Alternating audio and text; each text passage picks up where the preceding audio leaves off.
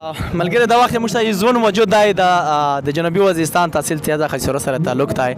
راغلی د یوفوریو درووري ډېره دردناکه واقعه د خاندان څخه چې کومه شوې ده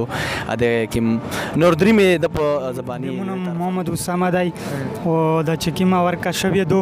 دا یې مو ورور دی او پلور یې وي د دوه کله شي چې مړ شو او په کراچۍ شه ورک شوی دی 23 مارچ 2013 شه بالکل بېګناه و ګایج د کور نه ووت کانټین ته په کاروبار په ذریعه شه چې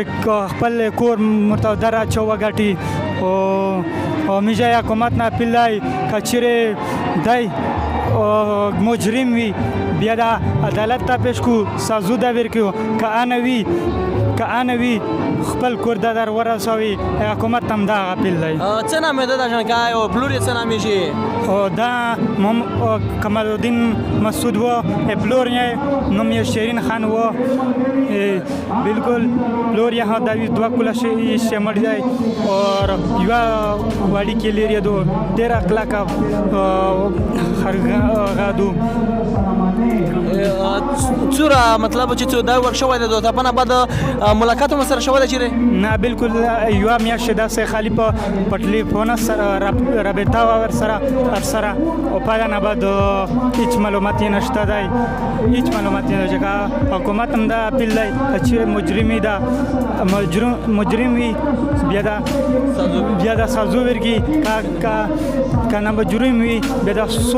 سروخ سرنومات کور ته د خپل ورسوي دا حکومت نه د مورکې څه حال وي په کور شي خامخا چې یو سړی د نه ورک شي چې څه حال یې تېري بالکل مورکې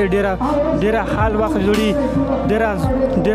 زیاته پریشانه دو یوارې به کور مخته چیرې امبولانس ته رېدو بیا دلې پورې د امیج روډ ته راګوټ شو په دا ویل چې چیرې مو زیایر ته راوړی ډېره پریشانه شوله ډېره خرابه شوله ملګری کمال الدین چې د جنوبي وزیرستان تحصیل تیزه خیسرو علاقه سره تعلق لرو په 2013 شه د کراچۍ ته کاروبار په حواله سره تللی و د پلور یو سره ځای و پلور یې په دوبۍ باندې و د بې ناروغه چې کله ځای ورک شو پنه بعد یې په کور باندې و پلور یې دا منډې تراپې یو عدالت تدریمه بل عدالت تینه تدریمه د هر د حکومت هر هغه دروازه یې وټکوله چې د ست ناسه چا ورته دا کړې څه توقع وه چې کیدای شي چې موږ یو سره چې کوم بچای دی دغه خلوص شي خو اخر غونډه د وزیرستان ته په ګرمۍ شه د پوس نه تلل ویل چې پوس سیګنل نه وي او د موبایل د سیګنل وی ټانک شو پندل چې کیدای شي مشته د مشت کیم د ضیاء او کمال الدین د دغه کال روشي په دغه فوریود شه غونډه د پلور د دغه دنیا نه لوړه وفات شو وسه مرکه پوته د کوریا نور هیڅ نشته دی لہذا مش مطالبه کوي چې کچېره جرم کړاوي 2013 نه وس پر او تکولا وتل هغه ونه چې جرم ډیر جرم کړاوي د سزا پر شوی وي خو بیا د عدالت ته پیش کی کچېره جرم کړاوي سزا دا ورکی او کچېره جرم نه وی کړای نو دا خو غیر انساني او غیر قانوني چار دونو د رها کړي